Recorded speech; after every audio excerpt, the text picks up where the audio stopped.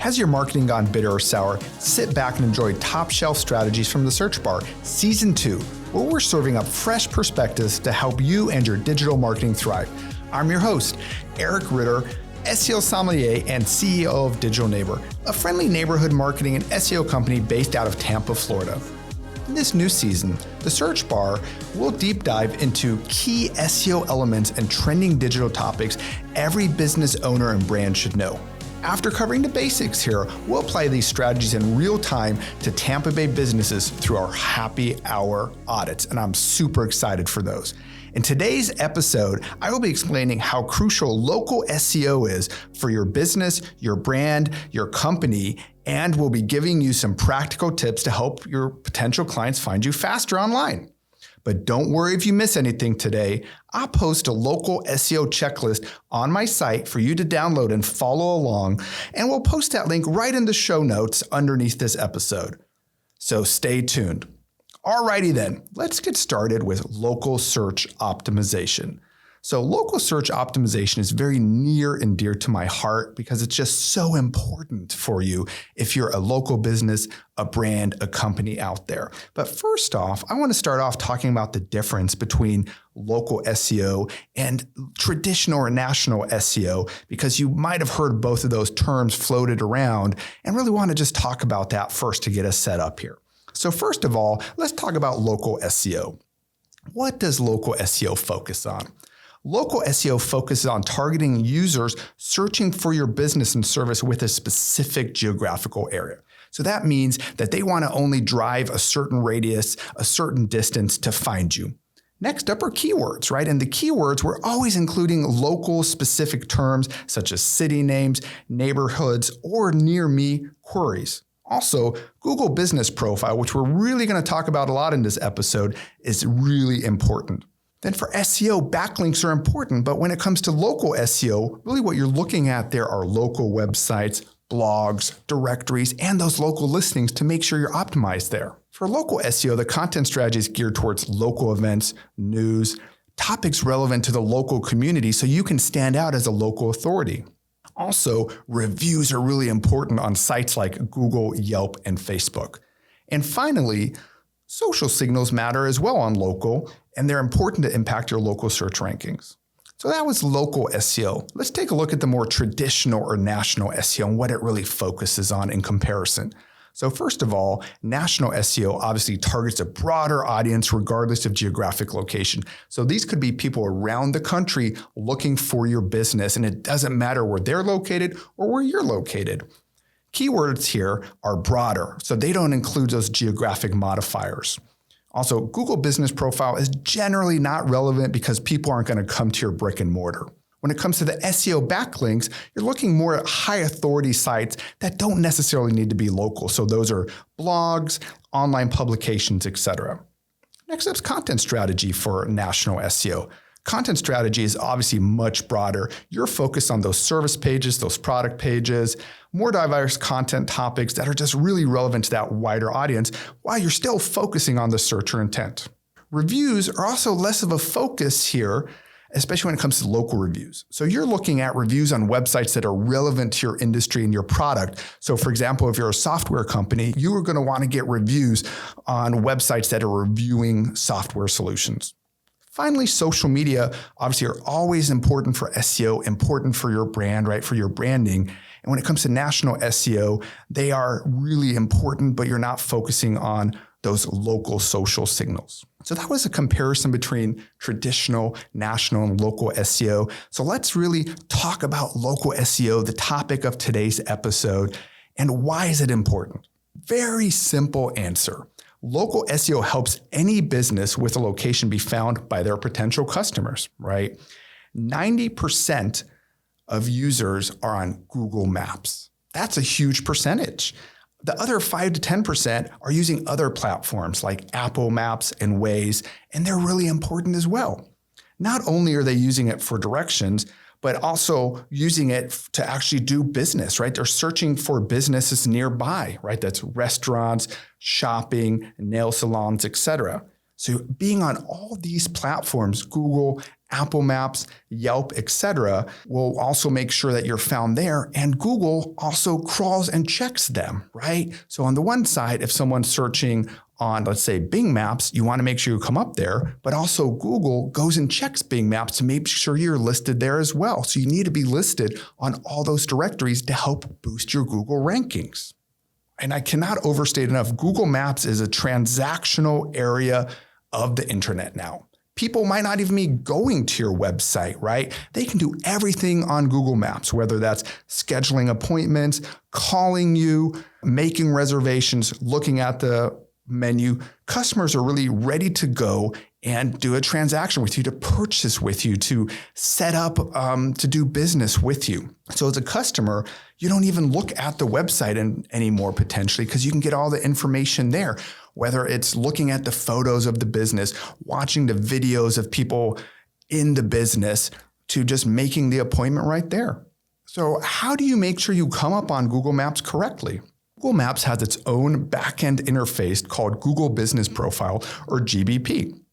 As I promised, we're going to be talking about that a lot today. So as a business owner or part of a company, you got to fill out all the information there in order to come up, right? So that's, you want to claim it, you want to fill in your description, your hours of operation, your phone number, your address.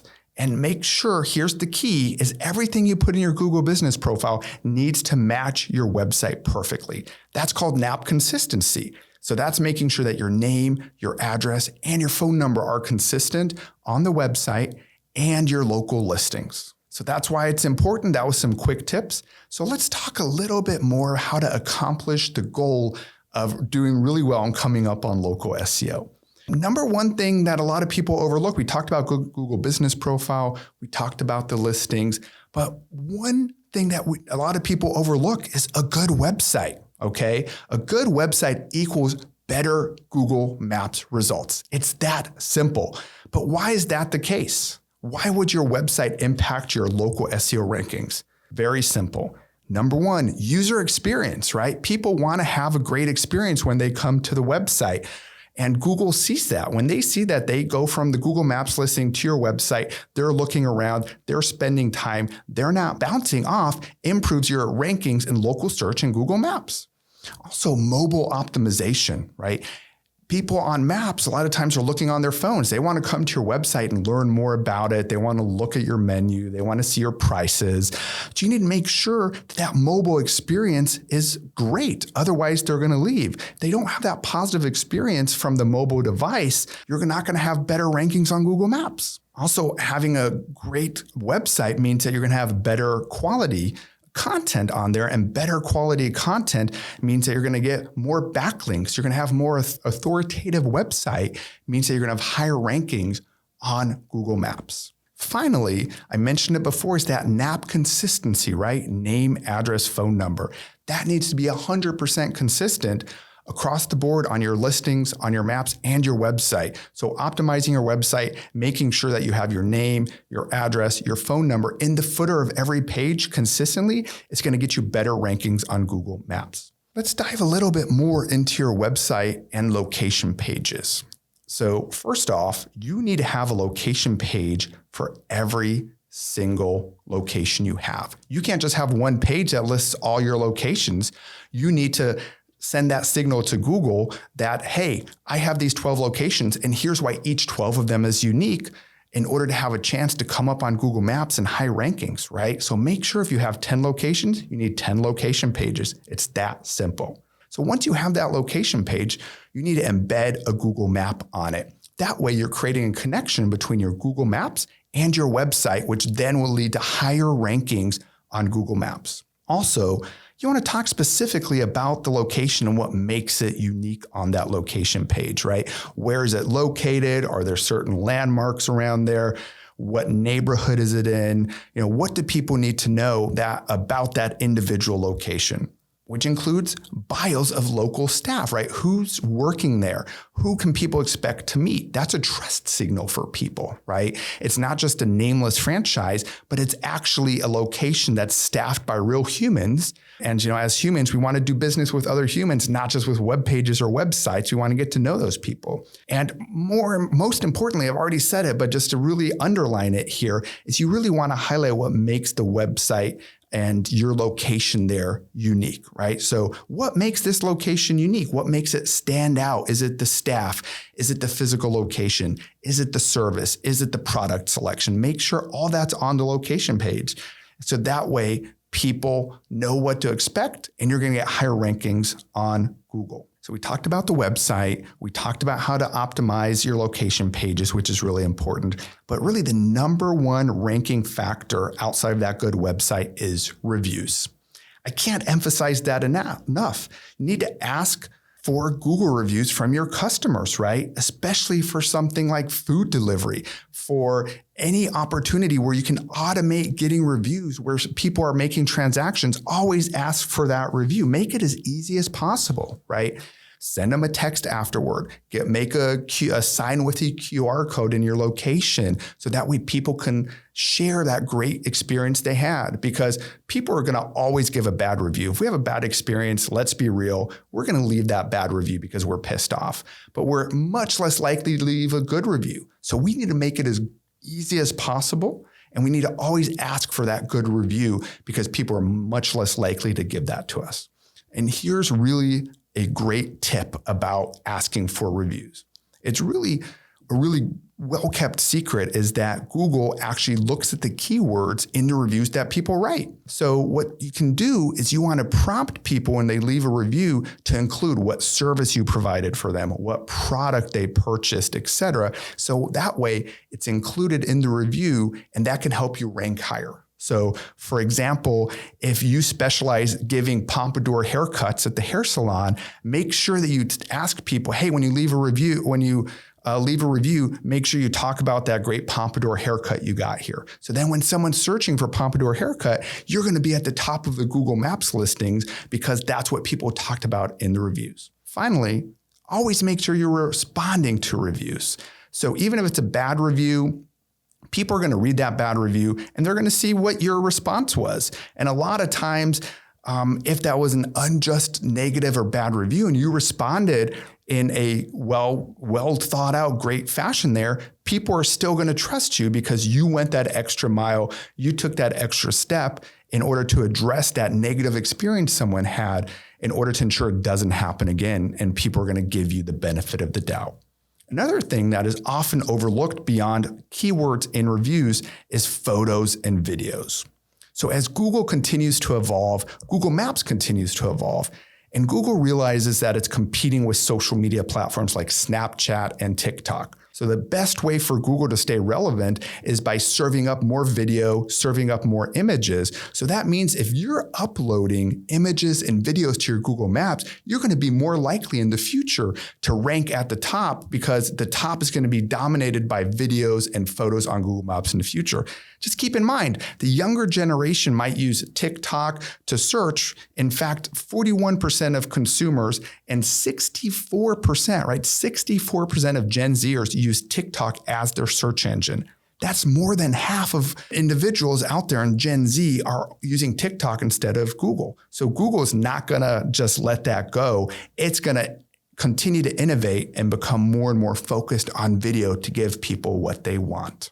Now let's talk about some common mistakes small businesses make with their local SEO efforts. So I talked about a lot of things that you're supposed to do, and really, quite frankly, the mistakes are just not following what I talked about, So let's dive in a little bit more. So what do I see out there when I work personally with businesses, with local businesses and brands, right? So the top things I see are, number one, inconsistent NAP information. I can't emphasize that enough. That's the number one thing I see wrong. You have a different name out there. You might have out there, Windsor Brands Inc., Windsor Brands LLC, Windsor Brands. Those are three different names. You need to make that consistent on your website and your local listings. Same thing with your address, right? If you're at, 555 Main Street and that street is that abbreviated to ST, STR, are you writing that out on the website in the listings? Whatever you do, it just needs to be consistent. And my number one tip there is Google your address and look how Google shows it, right? So here, for example, if you look here for Digital Neighbor, I have my screen pulled up here. So if you're just listening here, do a search for your brand and look on Google of how that address is written out, right? So if I search Digital Neighbor address, or for you at home, search for your brand address, see what Google brings up here. So for me, it brings up N instead of north, right? So for the direction, and for avenue, it's AVE, and it spells out suite 2. That's exactly how the address should show up on your website and your local listings. So don't write out north, keep it N. Don't write out avenue. Don't abbreviate suite. This is exactly how Google wants your address to show up. So that's an easy tip to make sure you have that address, name and address consistency. Same thing with phone number. Phone number should be pretty easy. Unless your business has multiple phone numbers, pick the one that you want to show up everywhere and stick with it. Put in the footer of the website, put it on your listings and everywhere else. Another one that I see a lot of local businesses fail at is localized content.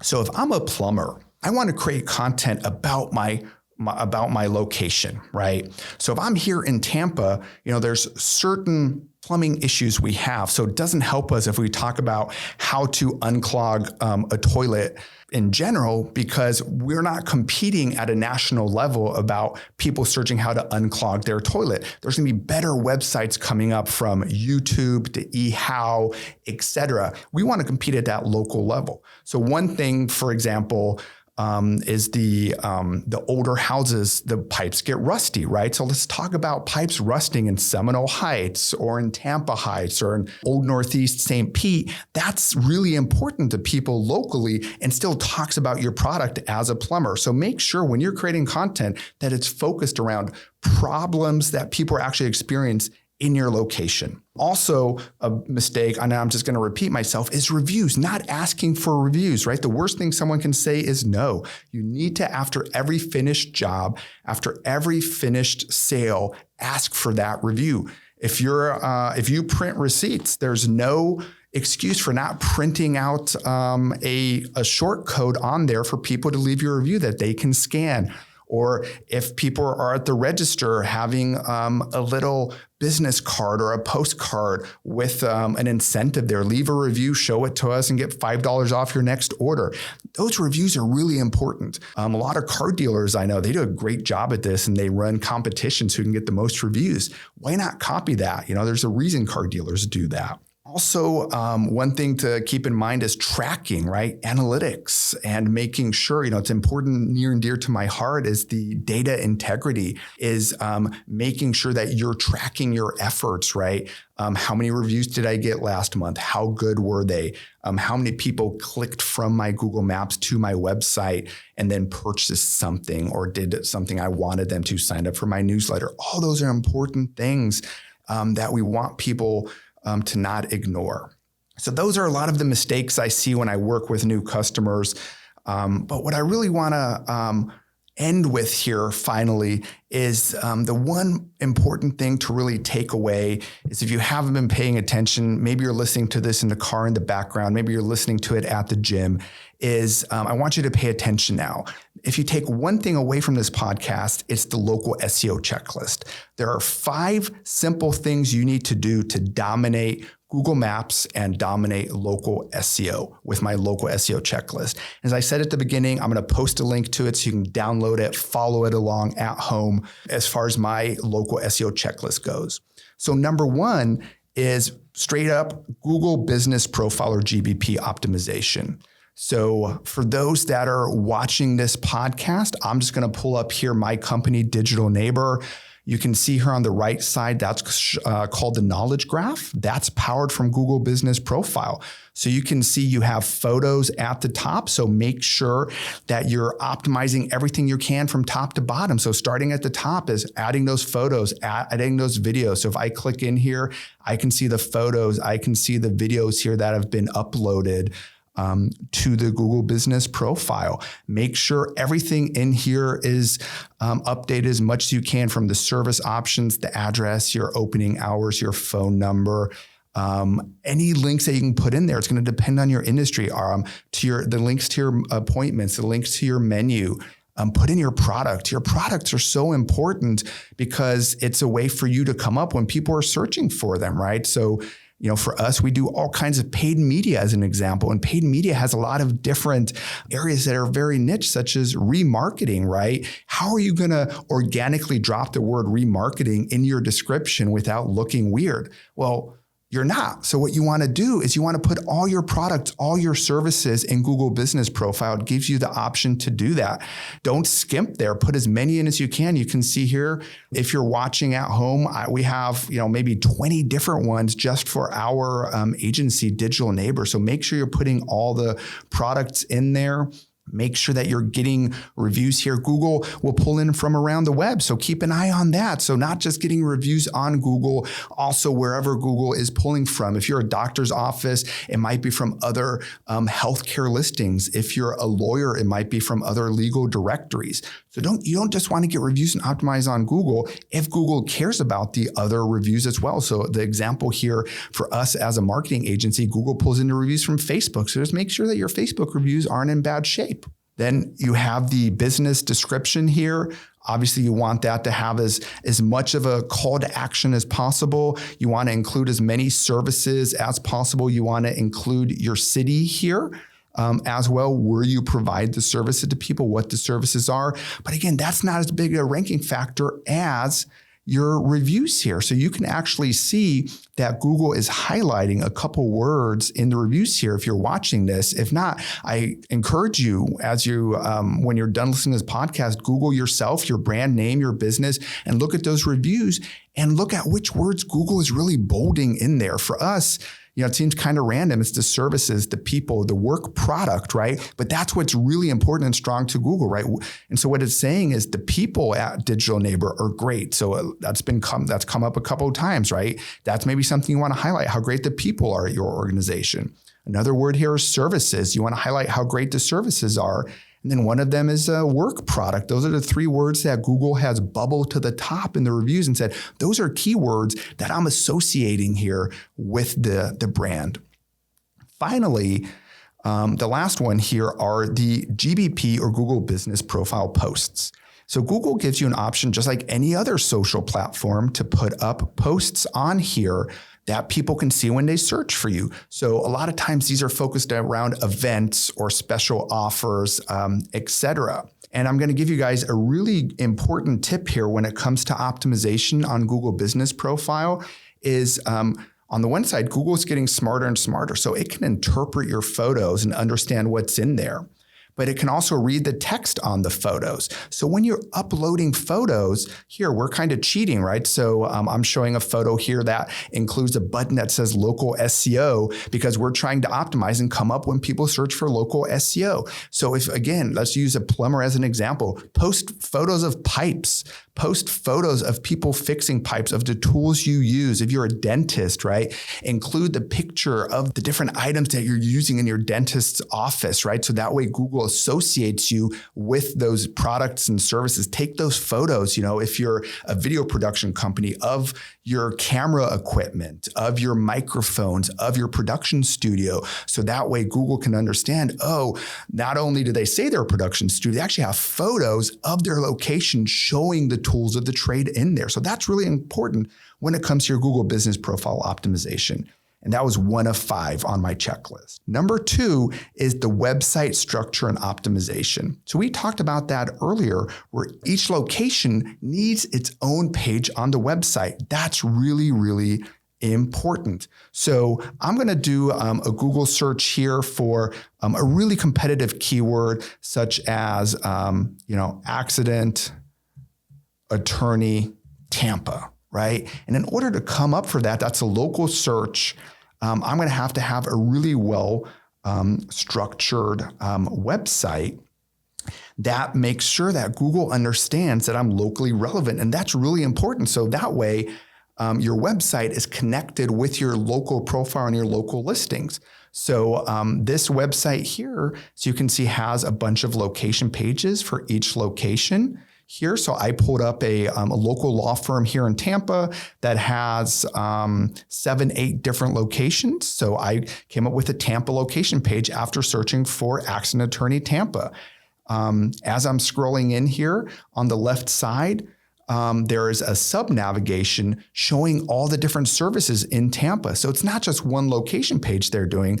For each location, they're going to have all the sub-pages for all those services they do. So here's an example of a personal injury attorney. They're in Tampa. They do auto accidents, brain injury, medical malpractice, motorcycle accidents, etc. So for each location, they're creating an experience around that single location. So this is what we call a location silo. So this is the Tampa silo, where you have the main page, but the main page for Tampa has all these subpages for all the different services or here practice areas for that individual location. And that's part of that website structure and optimization, right? Where you're really optimizing for that location. So it's very clear, here they're in Tampa, here's all the different services that they have, right? So great job here by this website. And one thing is you don't want to forget is local schema markup. So local schema markup is in the code, something that the search engines see. We can't see that on the front end,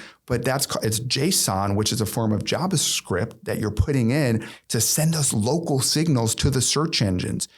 Including the AI assistants such as Alexa or Siri out there. They're looking at that markup behind the code. And there's different types of schema. In this instance, we're talking about local schema markup is super important. So that's number 2. Let's look at number 3, citations and local links. So we already kind of mentioned that people don't just use Google, they use other listings, other map listings. And one of the reasons they're so important is that Google scrapes all of them, right? So you want to make sure that all your citations and local listings have that name, address, phone number consistency across the web, that you have the highest authority listings, but also the relevant listings, right? So if you're a doctor, that you're in all the healthcare listings. And if you're a legal professional, that you're in all the legal directories. It's really where you want to show up for optimization of those local listings and citations, right? And that can even be an ongoing process. Each month, you go in and make sure that you're adding more citations and local listings, because that's showing to Google as well that you're growing and you're not just stale or stagnant. So that's number 3. That was pretty quick. Number 4, again, I've mentioned it before, and here it is again, Google reviews, right? So Google reviews are the single most important factor when it comes to local SEO. So make sure you're getting more Google reviews in any fashion you can, and not just star reviews. Make sure that people are leaving you a long written review with as many keywords in there as possible. Again, as I mentioned, a trick is to ask them, hey, can you leave a review on what product you purchased? Hey, you bought this new car, you bought it from Zachary. Do you mind writing a review about Zachary and the new BMW X5 that you bought from us here, and leaving a review? So then they're getting the keyword of the product, the BMW X5, and even an individual Zachary in there as well. So that's number 4, Google reviews. And number 5, really important, is reporting, right? Because anything you do is not going to be perfect out of the gate. You want to keep track, and you want to continue to get better and better. And how you can do that is through reporting. Google Business Profile gives you reporting. You can see how many people see your profile. You can see how many people interact with your profile, how many people click through to your website. And you also want to set up Google Analytics 4 to see what happens once people are on the website and where they came from. Those are really, really important and often overlooked, right? So that's the 5 different things that you want to take care of. Again, make sure you're downloading it. I go much deeper details, much more in depth with my local SEO checklist. So make sure you're getting that today.